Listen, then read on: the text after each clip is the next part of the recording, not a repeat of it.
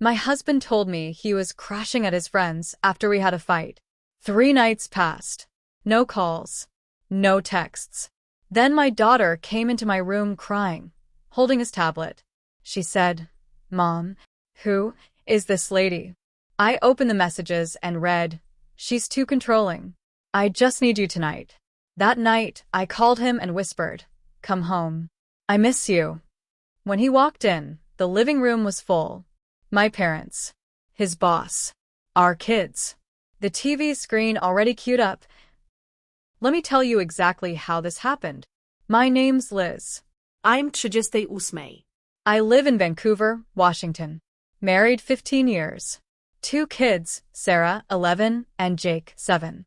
I run a daycare from our house, and my husband, Alan, works for a local construction management company. His schedule's rough sometimes, but we've always made it work. Until the fight. It was a Monday night. I was exhausted. Long day, with 5 toddlers. Alan walked in late, didn't even look at me, just tossed his stuff down, and sat on the couch like a zombie. Asked if he could help set the table. He sighed. I told him not to roll his eyes at me. That's how it started. 10 minutes later, we were yelling. He said he's tired of coming home to a tense house. I told him I'm tired of carrying this house on my back. He said I nitpick everything. I told him he never hears me unless I scream. Then he stood up, grabbed his keys, and said he was crashing at Dave's. I said, "Fine. Go." He slammed the door. I stayed up a few hours, staring at the wall. Figured he'd cool off and come home the next morning. He didn't. Day 2, nothing. No texts. No calls. Just silence. I texted, "Are you okay?" Nothing. Day 3, still no word. That's when I started to feel it in my gut. That sense that something wasn't right. I started checking social media. His last online activity on Facebook was hours ago. Nothing on Instagram. No calls on the phone log. Then came day 4. It was around 7:30 p.m. I was finishing dishes when Sarah walked into my bedroom holding Alan's tablet. "Mom," she said. "Who is this lady?" She was crying, holding the tablet out like it burned her hands. I grabbed it.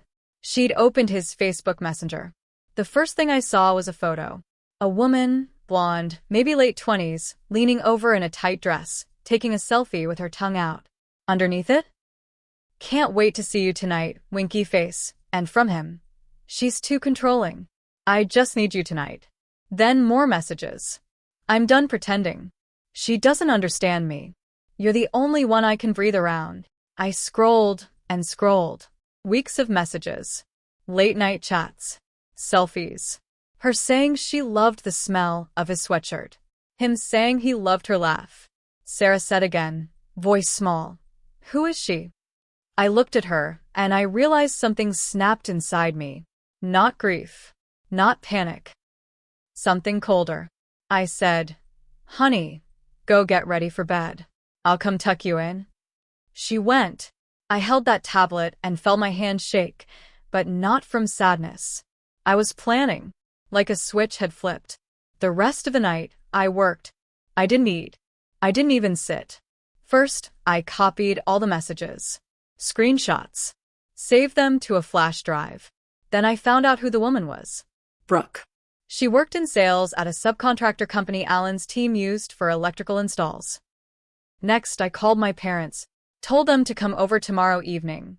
"Something's happened. I need you both here." They didn't ask questions. They know my tone. They said okay. Then I looked up Alan's boss on LinkedIn, Carl Dempsey. I'd met him once.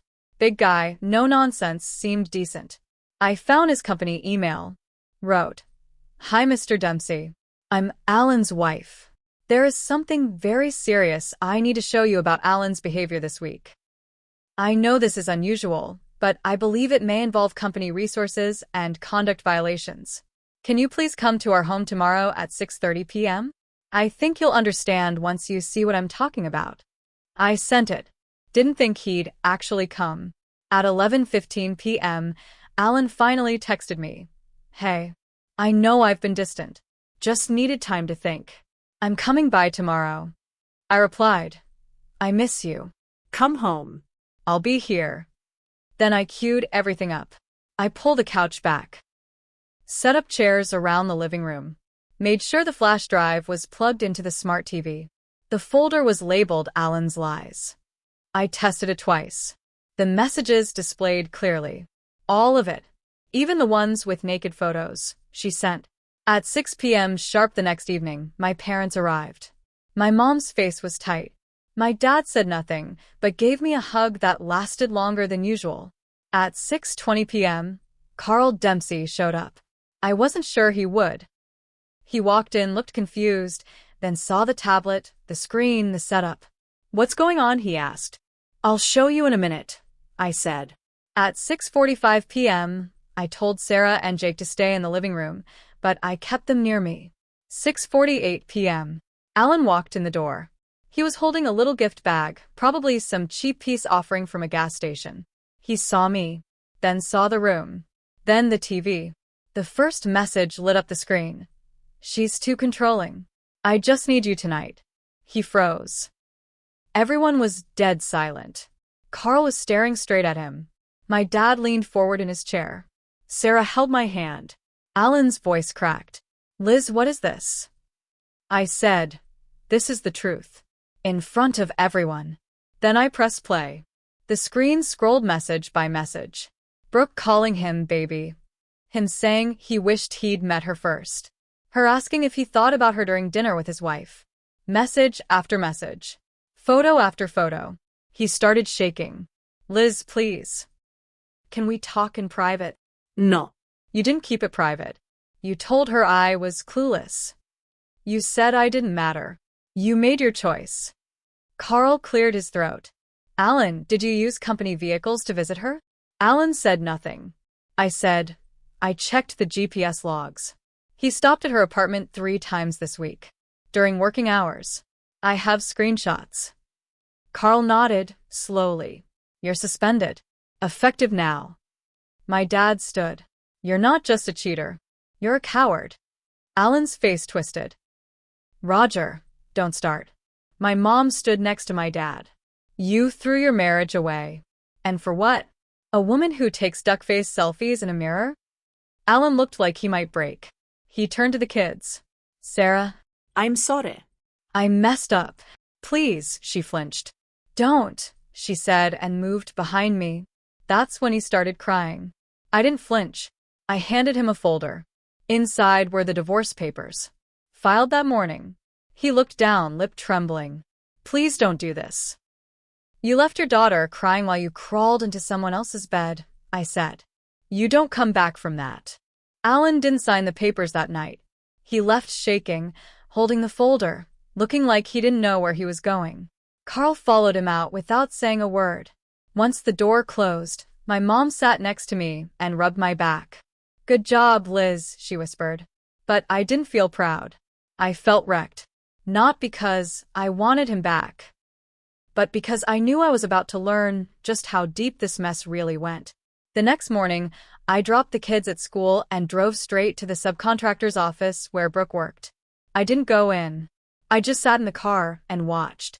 At 9:12 a.m., she showed up. Same woman from the pictures. Tight skirt. Coffee in one hand, phone in the other. Walked in like she owned the place. I waited. At 9:36 a.m., Alan's truck pulled in. The one from work, even though he'd been suspended. He parked 2 spots down from her car. He didn't even wait 5 minutes before he went inside. So much for being sorry. I started taking photos. License plates. Times. Everything. Because I knew this was about to get uglier. That weekend, I went through our finances and found the second betrayal. He'd been draining our joint savings for months. Bit by bit. Small withdrawals. Cash only. It added up to over $8,000. And it wasn't just that. There were hotel charges from as far back as February. One in Seaside. Another in Hood River. Meals for 2. Bar tabs. Gas station flowers. It wasn't a one-time slip. This was a second life. He hadn't just betrayed me emotionally, he'd been financially cheating too. I called my lawyer the next morning. Told her everything. She said, "You've got grounds for a full asset freeze and custody motion." I filed immediately. By the following week, he was served. He showed up at my door. Not yelling. Not crying. Just angry. "What the hell is this?" he said, holding the papers. "You took our savings and spent it on your girlfriend," I said. "You're lucky I didn't press charges." "She didn't take the money, I did." "You don't get points for admitting you stole from your family." He paced the porch muttering, "You're blowing this way out of—" "Stop," I said. "Just stop. You cheated. You lied. You disappeared. And now you want me to act like you deserve anything? I want to see my kids. You'll see them in court." He tried to push past me, but I blocked the door. My dad stepped out from behind me, holding a baseball bat. Alan backed off. "I'll fight this," he spat. "You already lost," I said. A few days later, my lawyer called. Brooke had been fired. Turns out Carl didn't take too kindly to one of his subcontractors getting involved with his employee during business hours. And when I handed over the time logs and the GPS screenshots, that was enough to kill their entire vendor contract. Brooke was let go. Alan was blacklisted from every company Carl had ties to. His new apartment? Couldn't keep up with rent. He moved back in with his younger brother in a one-bedroom unit in a rough part of town. He started calling again. Emails. Messages. Not to beg. To blame. I didn't reply to his messages. But I read every one. First, they were just pathetic. "I miss the kids. Please don't turn them against me. I made a mistake. I didn't think it would go this far." Then they turned mean. "You're ruining my life. Congrats. Hope it was worth it, destroying your kid's father over one mistake." But the worst one came about 2 weeks after he was served. Brooke's pregnant. I read it 3 times. Then I laughed. Not because it was funny. It was the kind of laugh that comes out when your brain short-circuits. When you've gone so far past pain, you don't even recognize it anymore. He followed it up 10 minutes later. "We weren't planning this. It just happened. But I'm going to do the right thing." What did that even mean? He didn't do the right thing for our kids. But now he's a man of duty? I didn't reply. I didn't need to. I had to tell Sarah. I didn't want to. But kids are smart. She already heard enough through the walls. She knew something was off. I sat her down with a therapist present. I kept it as gentle as possible. "Your dad is going to have another baby," I said. She stared at me. Her eyes didn't even blink. "Is it with the lady from the tablet?" she asked. "Yes." She nodded slowly. And then she said, "So, does that mean we're not his family anymore?" I broke. The therapist stepped in, tried to explain blended families and how adults can make bad choices, but I couldn't hear it. I couldn't stop crying. Because Sarah had said the thing that mattered most. And she was right. After that, I stopped pretending this was just a messy breakup. This wasn't just about a broken marriage anymore. It was about protecting my kids from a man who put his pleasure above their safety, above their feelings, above everything. I sent my lawyer the pregnancy text. We adjusted our custody filing. We asked for full legal and physical custody, supervised visitation only. Court-ordered therapy. No overnights. No shared decision-making. And given the financial fraud, we also requested that he pay back half the misused joint funds, $4,000. Alan fought back. He filed for joint custody, accused me of emotional manipulation, and said I was alienating the kids. His lawyer tried to argue that I humiliated him in front of his employer, causing reputational damage. My lawyer shut that down fast. She brought out the receipts. Literally. Every hotel bill. Every time-stamped message. The court date was set. The week before the hearing, I got a call from someone I didn't expect. Brooke. She found my number somehow. Maybe Alan gave it to her. "Liz?" She said. Her voice was shaky. I need to tell you something." I didn't answer. "I didn't know," she said. "He told me you were separated. He said you slept in different rooms. He told me you cheated first." I stayed silent. "I wouldn't have if I'd known," she whispered. Then she said the thing that made my blood turn to ice. He asked me to get rid of the baby. I sat down. What? She was crying now. He told me it would make things easier for him in court. That you'd use the pregnancy against him. He said he'd stay with me, but only if I didn't have it. I didn't speak. There was nothing to say. The man I married was gone. What was left wasn't even worth hating anymore. Brooke hung up without saying goodbye. Court day came on a rainy Thursday in March. I walked in with my lawyer, 3 binders in hand. I wore black slacks, a dark blue blouse, no makeup. I didn't come to perform.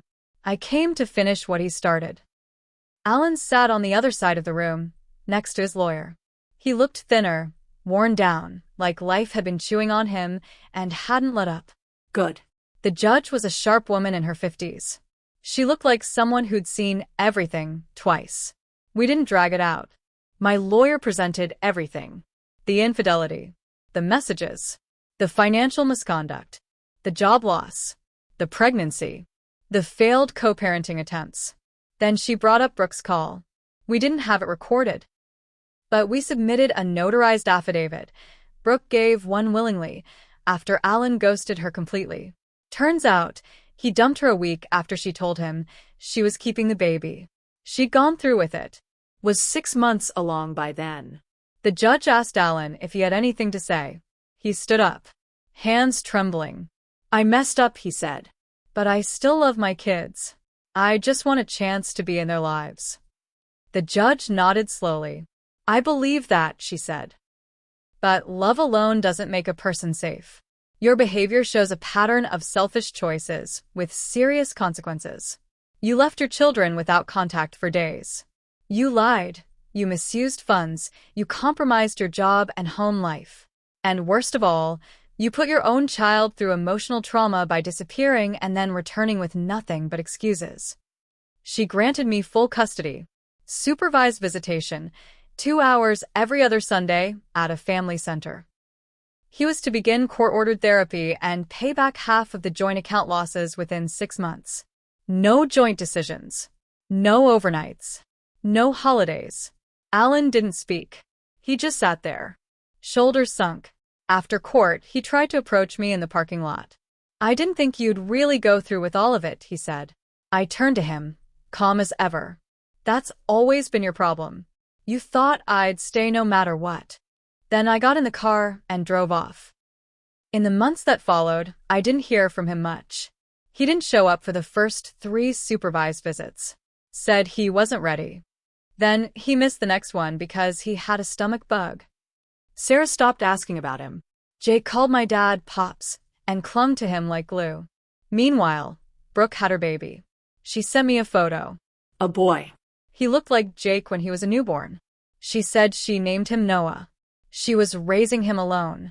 I didn't reply. But I stared at the picture for a long time.